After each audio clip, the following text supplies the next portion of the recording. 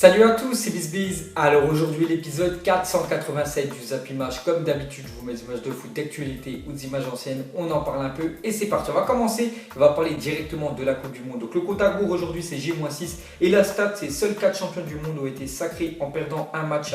Donc la RFA, donc c'était l'Allemagne en 1954 et 74. Il y avait aussi l'Argentine en 78 et récemment l'Espagne en 2010. Ils avaient perdu le premier match dès leur entame, le premier match de la Coupe du Monde. C'était contre la Suisse, ils avaient perdu 1-0 et bien évidemment ils étaient allés jusqu'au bout et ça a été l'équipe bien sûr champion du monde en 2010. Ensuite, on continue avec les équipes qui préparent, on peut dire, la Coupe du Monde. Et on va parler de l'Angleterre qui jouait un match amical hier contre le Costa Rica. Et encore une victoire pour l'Angleterre. Donc 2-0, début de Rashford et Welbeck. Donc voilà les gars, l'Angleterre, peut-être pas le favori pour la Coupe du Monde. Peut-être pas dans les équipes outsiders. Mais pour moi, j'en suis sûr, ils vont faire une grosse Coupe du Monde. L'Angleterre, peut-être une équipe surprise. Donc voilà, ils continuent bien sûr les belles performances. Parce que regardez, l'Angleterre est en forme avant la Coupe du Monde désormais.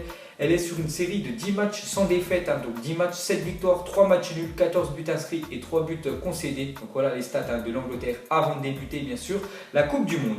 Ensuite on va parler d'un autre match amical hier, c'était le Portugal qui recevait l'Algérie. Et correction quand même du Portugal, parce qu'ils ont quand même gagné 3-0 contre l'Algérie. Donc un doublé de Guedes, donc le joueur du PSG qui est prêté cette année à Valence. Et Fernandez aussi a inscrit un but pour le Portugal. Donc voilà les gars, belle victoire du Portugal. Eux aussi sont en pleine confiance bien sûr avant de commencer la Coupe du Monde. Ensuite on continue avec une déclaration du sélectionneur de l'Algérie, donc Madjer, donc sur sa situation, il a dit on veut mon départ pour une défaite en amical. Donc il a dit ça à la fin du match perdu hier 3-0 contre le Portugal. Il a dit c'est du jamais vu, maintenant je donne raison à mes prédécesseurs qui refusaient de jouer des matchs amicaux car ils ne voulaient pas être dans la même situation que moi. Donc voilà ce qu'a dit Madjer. Donc c'est pour ça peut-être que les anciens sélectionneurs de l'Algérie ne faisaient pas beaucoup de matchs amicaux parce que quand ils perdaient chaque fois bien sûr peut-être en Algérie, ils disaient tous il faut virer bien sûr le sélectionneur. Donc hier il y en a beaucoup qui disent qu'il faut bien sûr virer Madjer pour que l'Algérie soit meilleure.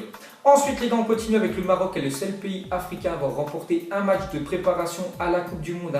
Donc en 10 matchs de préparation à la Coupe du Monde, l'Égypte, le Sénégal, la Tunisie et le Nigeria n'ont pas gagné le moindre match. Donc c'est vrai que les équipes africaines ont vraiment du mal avant le début de la Coupe du Monde. Bon après c'est juste des matchs amicaux. Voilà les matchs vraiment importants bien sûr, ce sera les matchs de phase de poule bien sûr pour la Coupe du Monde. Et à part le Maroc qui a gagné un match, tous les autres bien sûr ont perdu. Ensuite une déclaration de Riyad Mahrez, il a dit le Maroc est l'équipe la plus proche de moi et de mon pays, donc je les supporterai au mondial. Donc on peut voir que le Maroc aura bien sûr un supporter de plus, donc Riyad Mahrez, le joueur algérien.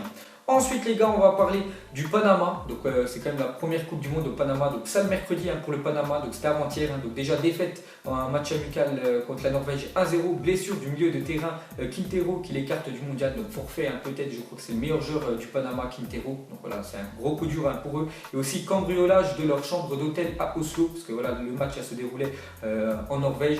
Et leurs chambres d'hôtel ont été, on peut dire, cambriolées. Et on peut voir qu'il y a eu plus de 53 000 € quand même dérobés. Donc vraiment mauvaise, on peut dire, semaine du Panama avant le début de la Coupe du Monde.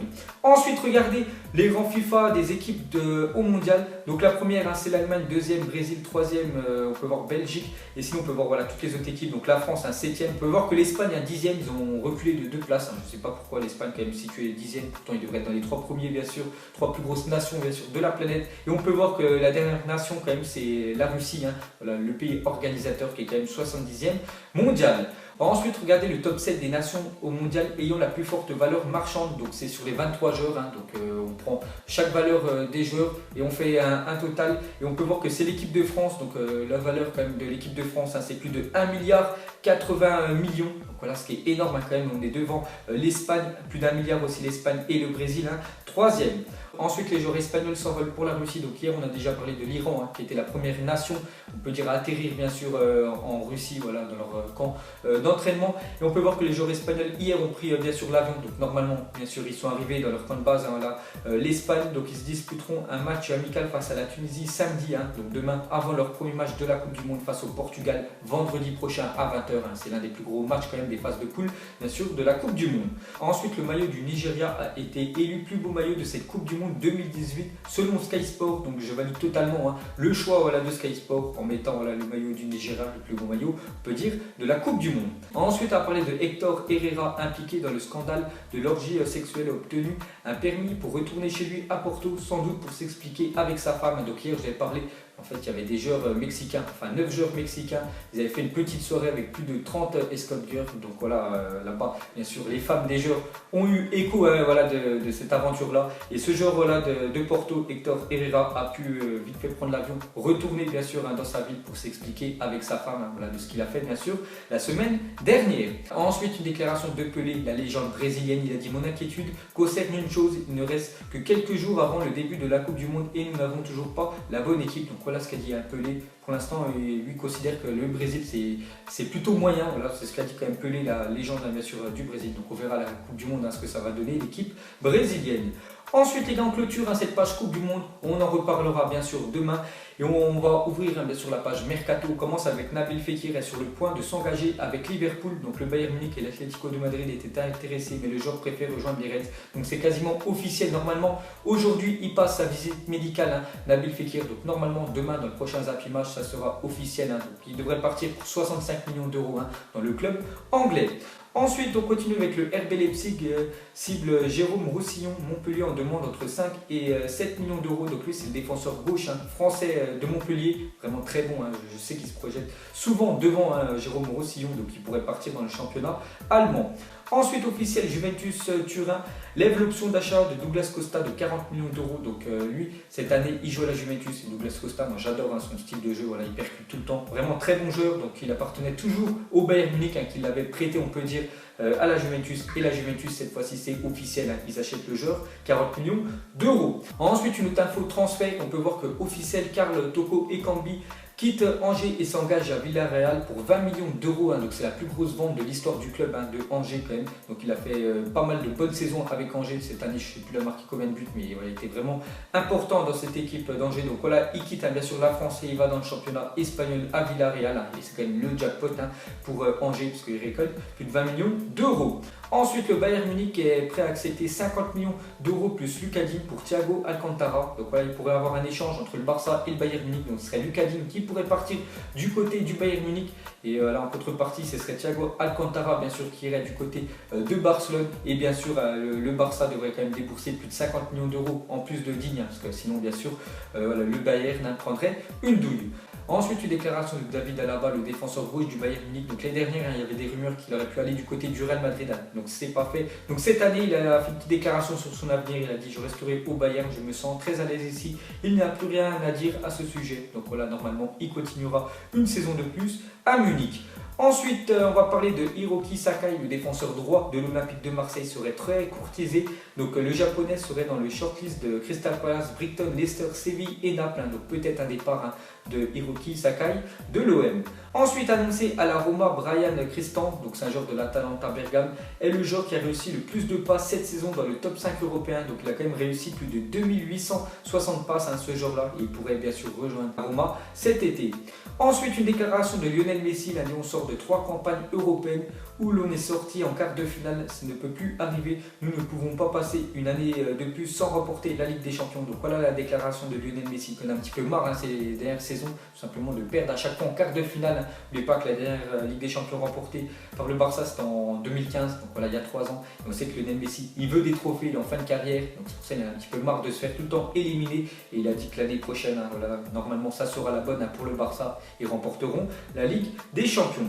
Ensuite, une déclaration de Messi sur, on peut dire, la démission de Zidane. Il a dit: pour Zidane, ça m'a surpris parce que personne ne s'y attendait. Il devrait avoir ses raisons. C'est bien de partir de cette manière en ayant tout gagné. Personne ne peut rien lui dire. Donc voilà, belle déclaration de Messi sur Zinedine Zidane. Et pour finir avec Lionel Messi, il a parlé voilà, de Neymar, donc ancien coéquipier bien sûr à Barcelone. Il a dit: l'avoir à nouveau avec nous serait fantastique. J'aimerais qu'il revienne. Donc voilà la déclaration de Lionel Messi sur Neymar. Il aimerait un retour bien sûr de Neymar en Espagne.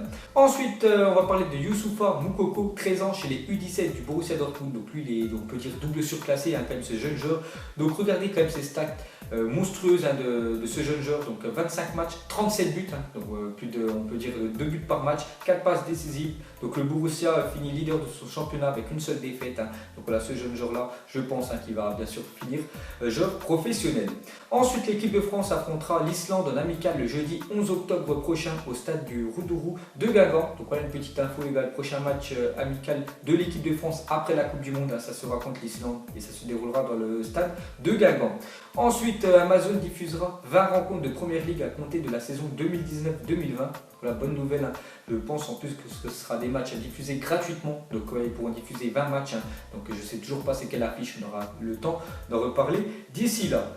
Ensuite, on va parler de Cristiano Ronaldo, est devenu hier le 22e joueur de l'histoire à atteindre les 150 sélections internationales avec le Portugal, parce qu'hier il a été titulaire, bien sûr Ronaldo, donc son équipe a remporté le match à 3-0 contre l'Algérie, donc en tout c'est 81 buts inscrits, 64 buts en match officiel, 17 en match amicaux, 36 passes décisives, donc voilà les stats monstrueuses de Ronaldo avec le Portugal. Ensuite, regardez une petite photo du Twitter officiel de Nîmes, donc quand tu débutes la saison par Marseille et le PSG à domicile, c'est vrai que Nîmes cette année, n'oubliez pas qu'il remonte en Ligue 1, les deux premiers matchs de Nîmes à domicile, c'est Marseille et Paris, deux on peut dire des plus grosses équipes bien sûr de la Ligue 1. Et pour finir ce zappimage, on termine avec le groupe H aujourd'hui. Donc hier j'ai demandé dans le groupe G quelles sont les deux équipes qui allaient sortir bien sûr en huitième de finale. Donc j'ai vu beaucoup de Belgique en première position et Angleterre en deuxième. Donc moi j'ai mis Angleterre premier, Belgique deuxième. Donc voilà les deux équipes qui devraient sortir. Et aujourd'hui c'est le groupe H, le dernier groupe voilà, de la Coupe du Monde avec Pologne, Sénégal, Colombie et Japon. Donc voilà, on voit plutôt un groupe où toutes les équipes bien sûr peuvent sortir de ce groupe là. Donc moi je mettrais plus une pièce quand même sur la Colombie numéro 1 et je mettrai le Sénégal deuxième, Pologne troisième et le Japon quatrième. Voilà mon classement final pour ce groupage. Donc voilà les gars, la fin de ce zappimage 487. Donc si ça vous a plu, un petit like et je vous ferai l'épisode 488 demain. Donc moi je vous laisse et je vous dis à la prochaine comme d'habitude. Ciao à tous. Je sais même pas comment s'appelle, elle doit passer vers 20h. Les yeux rivés vers le ciel, en vrai j'ai mal, j'y pense encore. Mon poteau en cellule, il me manque c'est quand qu'il sort. Ok je me cale, toujours au fond du car. Comme au virage, à Marseille ça crie aux armes. J'ai pas le permis, vas-y la mise prend les commandes. Ne fais pas la